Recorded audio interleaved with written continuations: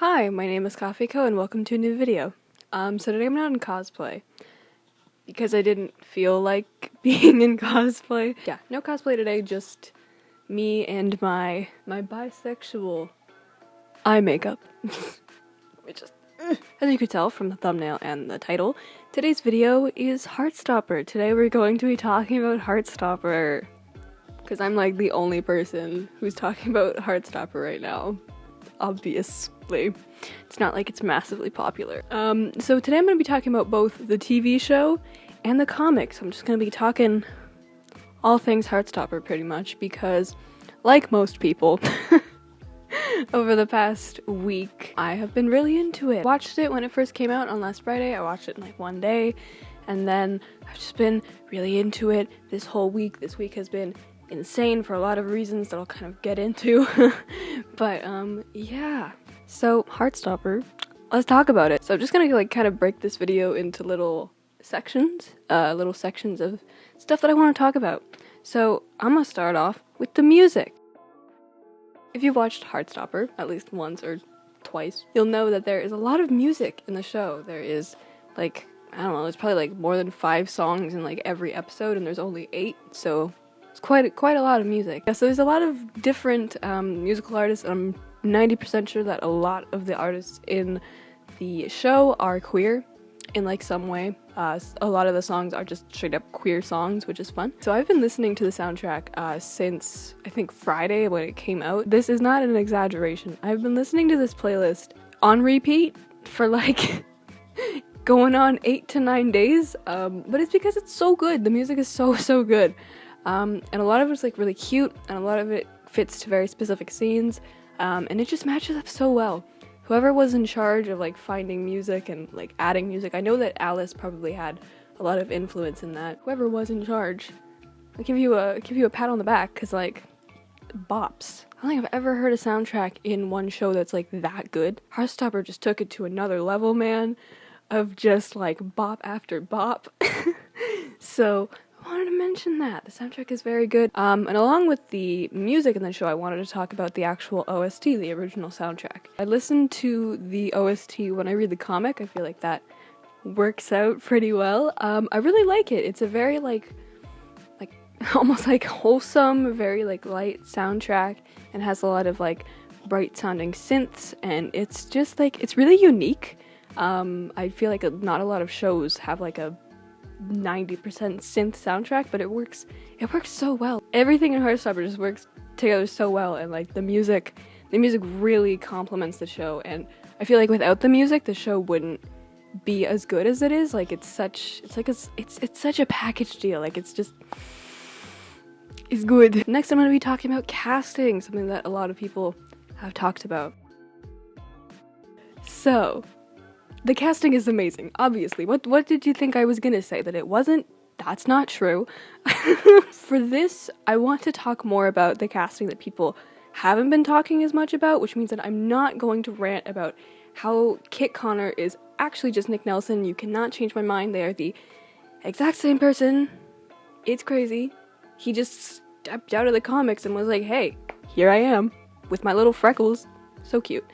So cute. Anyways, I'm going to talk about the casting that I haven't seen people talk as much about. So I first want to talk about Tori. Unfortunately, I don't know all of the actors' names super well. I'm sorry. I think her name is Jenny, though, the actor who plays Tori. I think that Tori is done so well. I love all of her mannerisms, and I love the constant sipping. It's really good. I think that the actress did an amazing job. And I can't wait to see more of live action Tori, especially with some of the scenes that happen in Volume 7. If you know, you know. Tori was great. Tori, very good. I'm also excited to see her haircut. So, as well, I need to say this. No one's talking about this enough. Joe Locke, my man's, killed it, okay? He was amazing. He played Charlie so well. Originally, I was a little bit hesitant when I first saw the casting, and I was like, that's not exactly what I imagined Charlie to look like, but like 5 minutes into the show, I was like, oh, I did not need to be worried at all, because this is amazing. I love all of his little like awkward mannerisms, and I love just how like sarcastic Charlie is. Where is your can-do attitude? Oh, she left long ago. As well, I want to mention with Joe Locke that I can already tell that he's going to do an amazing job at portraying the more rough parts of season 2. The actor who plays Darcy is so good. I really think that Kizzy portrays Darcy so well, and it's like, it's kind of similar as Kit Connor, where it's like, oh wow, you just like stepped out of the pages of the comic and there you are. And I love how like chaotic Kizzy has made Darcy, because Darcy is very chaotic. Of course, I want to talk about William Gao. He's definitely taller than Tao is in the comics, because Tao is a short king in the comics when he is a tall king in the live action. But he played him so well. Like all of his like expressions, I feel like especially, are just like spot on to the comic. Like it's insane. Yeah, and like he just played Tao so well. He got the perfect like dorky, kind of annoying but mainly dorky side of Tao, and I really like it. It's very good. We got to see a lot more of Tao in the live action, which was fun because I do quite like him. I really liked Yasmin as Elle. I think that she did an amazing job as well. Like everyone did an amazing job. Like I'm just gonna keep like saying this over and over because it's the truth. Everyone just portrayed their characters in such like an accurate and adorable way, and it just like warmed my heart. I said that I wasn't gonna talk as much about this because everyone's been talking about Kit Connor, but as to finish off my casting rant, obviously Kit Connor did amazing. If he doesn't get an Emmy, he needs to get an Emmy. He's gonna win. He was amazing. He just is Nick. Nick is him. Same person. Not only does he exactly look like Nick, but he portrays him perfectly. He's just #1 golden retriever, and I love him. Is perfect. Next thing I'm gonna talk about, which is arguably everyone's favorite thing about Heartstopper, is the representation. So almost every single main character in Heartstopper is a member of the LGBT community. We have Charlie, who is gay. Nick is bisexual. Both Tara and Darcy are lesbians. Elle is trans, and Tao is an ally. Yeah, he isn't, but everyone else is. And I'm pretty sure that Isaac is fruity. He seems like it. Almost every single character is queer or part of the community in some way. It's a very uncommon thing, because most characters are just straight and cis, and that's how it is. But not with Heartstopper, which is why it is so unique and amazing. So with all the representation, the fact that it is a show that is mainly about Nick and Charlie, they are two boys in love. It is a show that is aimed at teens. It is a show that is rated like TV 14, and it's considered like a family show of sorts, which is just incredible for the fact that it is a very gay show. Kids who are 12, 13, 14, like it's being shown in schools and they're watching it with their families at home, and like watching the show is giving them the courage to come out to their parents, and they're using Nick's coming out scene to come out. Like when I think about the influence that this show has had to queer kids and queer teens and just queer people in general, it honestly makes me emotional. It's like there's a lot of just stereotype breaking in this show, and it's so good. There is gay representation in a lot of media, but not a lot of it is very positive. And I'll put the interview clip here, but Joe Locke was talking about this, and this is something that I definitely agree with, that there is a lot of queer rep, but a majority of it is very sad and dark. And while it is very important to tell the histories, it's also important to show that gay people can be happy. With so much queer representation that we have in the media at the moment, it's very sort of dark and gritty and at times very negative, and I think that it's extremely important to just show queer people being happy. We have shows that are showing the more gritty parts of the history of queer representation, which is incredibly important, but it's equally as important to teach especially like younger LGBT children and teenagers who are growing up and figuring themselves out that they deserve this love and happiness, and the positive stories are just as important. Talking about representation, I have my eye makeup on. I want to talk about Nick and his bisexuality. One thing that there isn't a lot of is bisexual representation to start with, and especially male bisexuality. That's something that's still like quite a problem for some reason. Like there's this acceptance of women and femme presenting people being bisexual, that's like totally fine, but as soon as a man identifies as bisexual or a masculine person identifies as bisexual, then oh no, that's wrong and that's not possible, and it's just like, what? Stop. So it was really nice. Nick, who is the popular kid, who's the sports guy, you know, who hangs out with all of the popular kids and is in the like straight friend group, to see Nick be bisexual. No one once in the show is like, well, are you really? Isn't that just a phase? Don't you just have to pick a side? There's none of that so far, because Nick's older brother exists and he sucks, but we're not gonna talk about David. I know that for me and for a lot of other people, seeing Nick go through his sexuality journey, I guess, figure out who he was and proudly admitting at the end that he is bisexual, just like seeing that, I know that that meant a lot to me. Love you, Nick Nelson. You're very cool, Nick Nelson. So I want to talk about the characters. Unlike most people, unfortunately, my favorite character is Charlie Spring.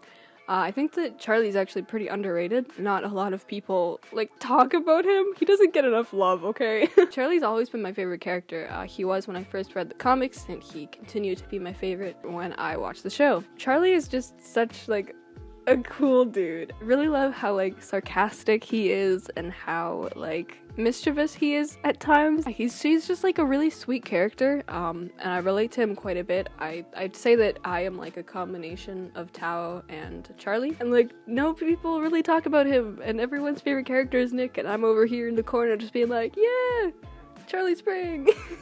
Nick, we're gonna talk about Nick. Everyone loves Nick for good reasons.